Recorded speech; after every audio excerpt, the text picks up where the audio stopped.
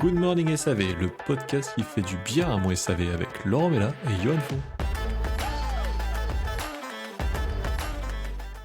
Moi, quand j'étais technicien, on avait un client tous les ans pour n'importe quel constructeur que ce soit. Dès que ce constructeur sortait une machine, il achetait le dernier modèle, le plus gros modèle, full option, si bien que les constructeurs et puis les commerciaux, les concessionnaires l'adoraient ce gars. Sauf que il était infecté quand on allait chez lui parce qu'il y avait un problème sur la machine, on se faisait extrêmement mal parler, c'était insupportable. Moi, ça m'est arrivé quelques fois, ça me faisait vraiment du mal d'aller chez lui, mais on nous disait: «Ah non, mais attends, il nous achète quand même chaque année une machine neuve et tout sans qu'on demande rien». Donc il faut le satisfaire à tout prix. C'était le modèle du client roi, à qui on dit oui, peu importe ce qu'il demande, et c'est de ça dont on va parler aujourd'hui dans Good Morning SAV avec Laurent Mella, notre expert SAV. Salut Laurent. Bonjour à tous. Et moi, Johan Fon, qui fait des vidéos tutos pour le domaine du SAV. Alors, le client roi qu'il faut satisfaire à tout prix, bonne idée ou pas? On sent que juste dans la question, il y a un piège. Est-ce que le client est roi?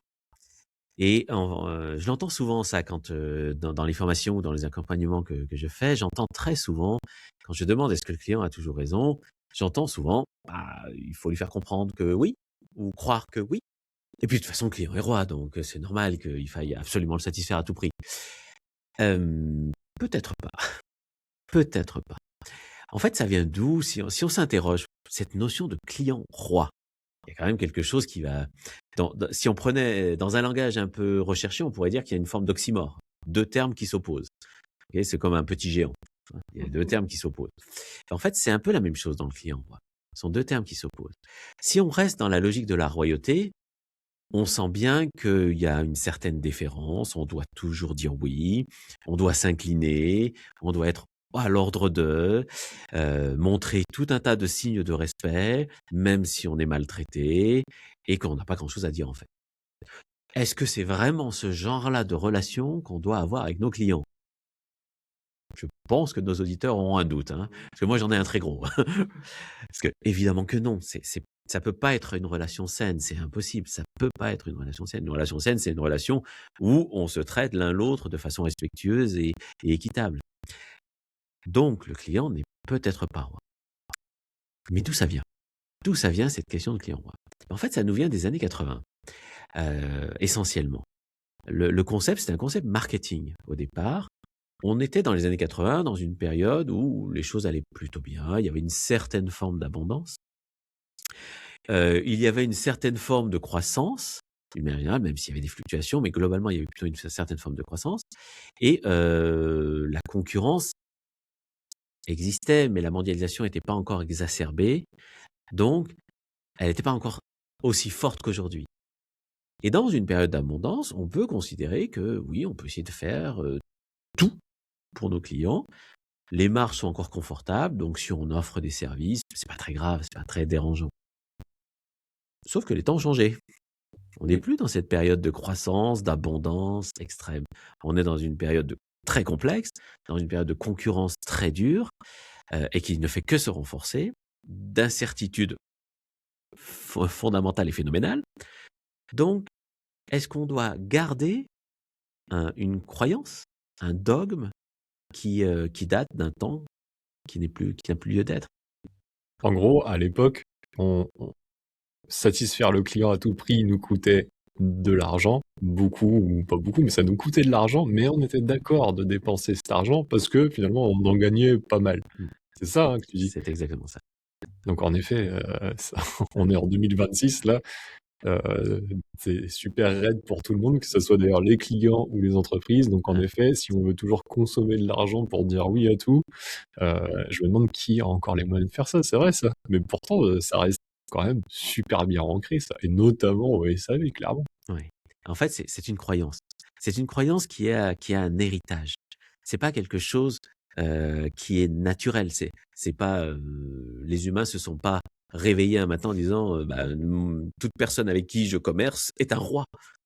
C'est pas on sent bien que il y a pas un truc naturel là-dedans. C'est bien une construction mentale qui s'est faite, qui a été posée et encore une fois, quand on était dans une période de croissance, d'un point de vue marketing, ça avait du sens. C'est-à-dire, on fait tout pour le client, on lui montre à quel point on fait tout pour lui. Donc, si on fait tout pour lui, il va forcément être fidèle. Eh bien, on a appris depuis que non. En fait, non, c'est pas comme ça que ça marche. C'est pas parce que vous faites tout pour un client qu'il va absolument être fidèle. Bien sûr qu'il doit être satisfait pour être fidèle, mais c'est pas parce qu'il est satisfait qu'il va être fidèle. Ça marche que dans un sens. Ça marche pas dans les deux sens. Donc, il est temps de déconstruire cette croyance et de la regarder en face, de se dire qu'en fait, euh, si on garde ce mécanisme-là, si on garde ce dogme-là, on produit quelque chose de toxique.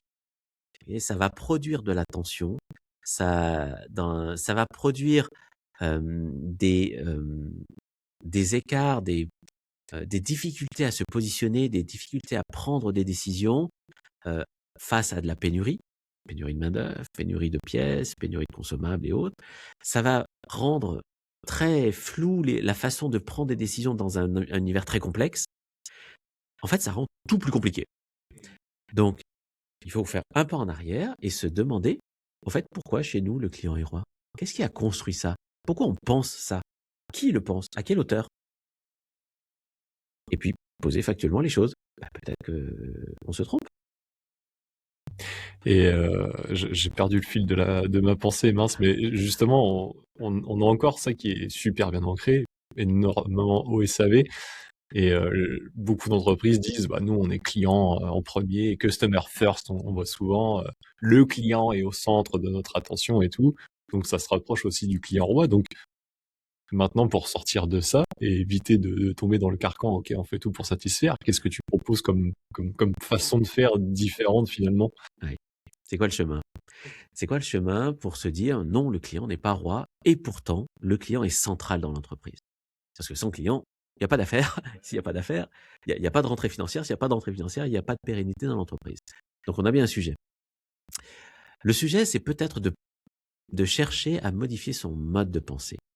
De se dire que le client est important, mais pas à n'importe quel prix.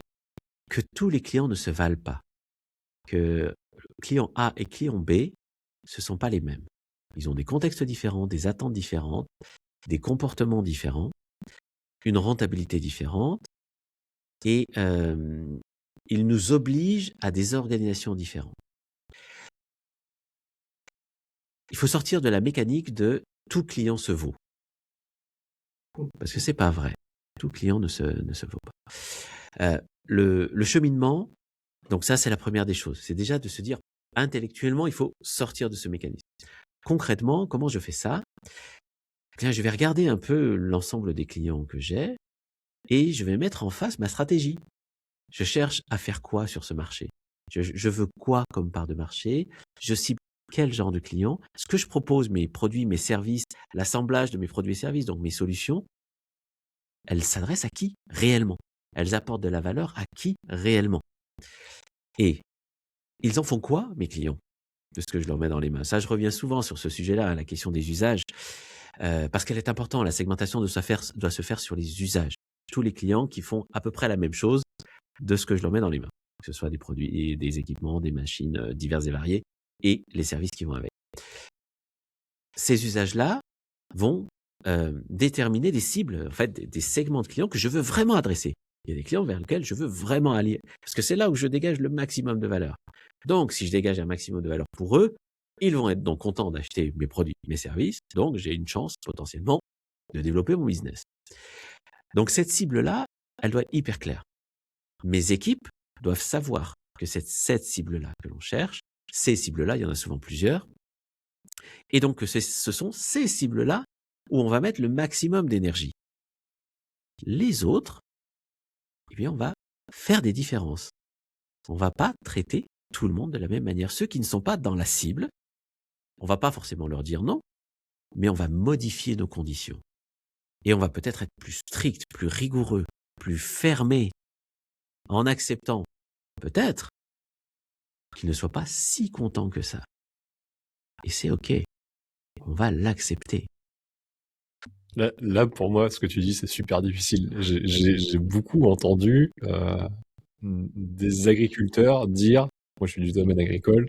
Dans le matériel agricole, ouais, mais lui, tu vois, c'est un gros, il a beaucoup de matériel, donc le concessionnaire, il va toujours chez lui en premier. Ouais. Et ça posait problème à tout le monde, ça. Mm. Mais finalement, c'est Oui. normal. Bah, c'est un gros, c'est pas un critère en fait. C'est pas. Mais j'ai un segment de gros clients. C'est pas un segment. Un segment de clients, c'est pas la taille du chiffre d'affaires qu'il fait avec nous ou la taille du parc qu'il a avec nous. C'est un critère. Je dis pas que c'est un critère qu'il faut exclure. Il est important ce critère, mais c'est pas le critère décisif pour un segment. Le segment, c'est quelles sont ses contraintes, de quoi il a besoin pour que sa propre efficacité, sa propre productivité soit au top. Qu'est-ce que ça implique chez nous? Qu'est-ce qu'on doit mettre en œuvre pour qu'il y arrive? Et est-ce que les moyens qu'on a, les ressources humaines, financières, en équipement et autres, tout ça, si on met tout ça en ordre de marche, est-ce que ça produit réellement de la valeur pour le client et pour nous? Si la réponse est oui, a priori, je suis sur un segment sympa. Si la réponse est non, peut-être qu'il faut arrêter de le faire. Mais à un moment donné, il faut que quelqu'un prenne la décision d'arrêter de le faire. Alors, arrêter de le faire, encore une fois, c'est pas dire un non définitif, on travaillera pas avec toi.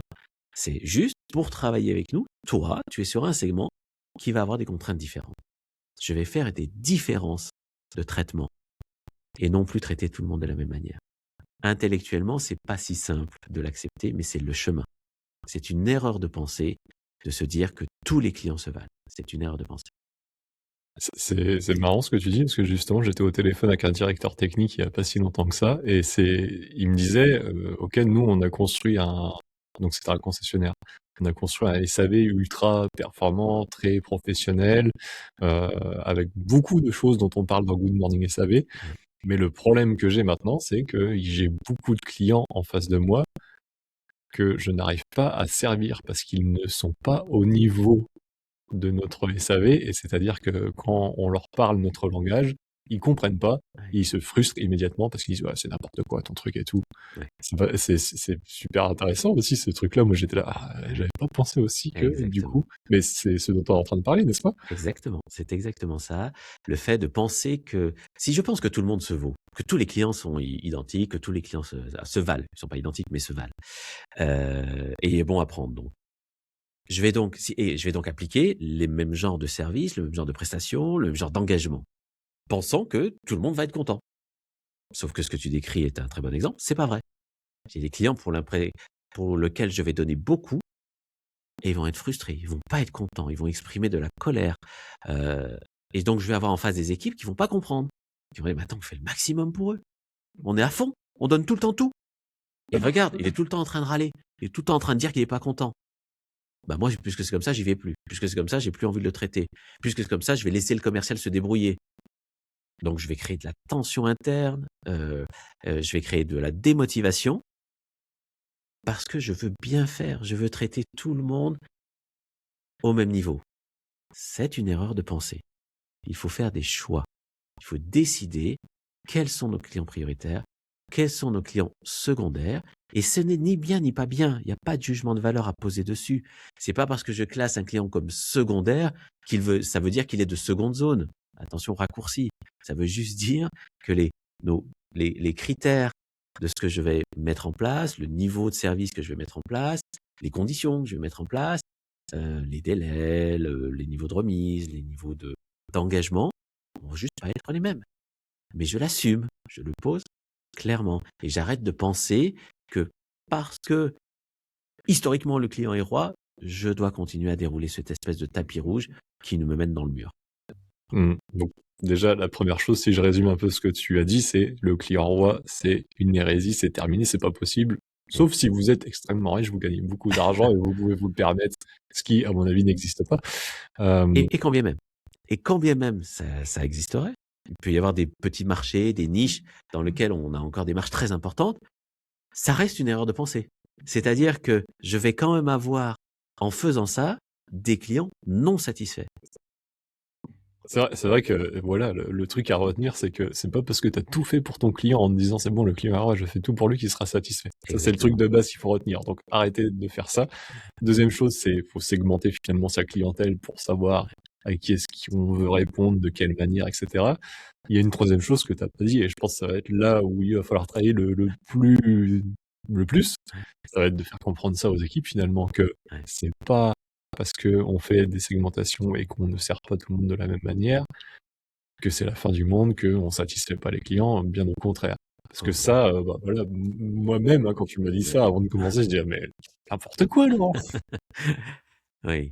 En fait, c'est fondamental, hein. C'est fondamental de penser que quand je vais expliquer ça à mes équipes, en posant les résultats de mon analyse, de mes réflexions, de ma segmentation, pourquoi j'ai construit les choses de telle et telle manière. Euh, D'abord, c'est pas fait hors sol, hein, c'est fait en connaissant clairement mon marché, mes clients, etc. Donc, on va s'intéresser beaucoup au terrain quand on fait ça, dans la façon de l'amener. Et la deuxième chose, c'est que quand je pose des critères clairs, quand j'ai bien segmenté, que j'ai défini des niveaux de service clairs, je mets mes équipes en zone de confort. Je les aide en fait à se positionner, à mieux savoir quand dire oui, quand dire non, comment dire non, de façon à ce qu'elles soient moins en zone de flou, moins en zone d'indécision, et que je les laisse moins devoir trancher toutes seules sans se sentir soutenues et accompagnées. Et donc je leur fais du bien en fait à mes équipes quand je fais ça. Et ça vaut de l'or. Ça vaut de Donc l'or. ça, c'était notre deuxième épisode sur notre mini-série sur la satisfaction client. Ouais. Qu'est-ce qu'on retient de cet épisode? Une idée à retenir, Laurent? Je dirais que le client roi, c'est le produit d'une période passée, d'une période d'abondance. Ce n'est absolument pas une loi de la nature. Et si cet épisode a connu un écho dans votre subconscient et vous parle, écoutez, n'hésitez surtout pas à le repartager sur vos réseaux sociaux ou alors le partager tout simplement à un collègue, à un copain qui ça pourrait aider. Et on vous souhaite une bonne semaine. À lundi. Bonne semaine à tous. C'était Good Morning SAV, le podcast qui fait du bien à mon SAV, présenté par Laurent Mella, expert SAV, et Johan Fon, créateur de vidéos tuto pour ton SAV.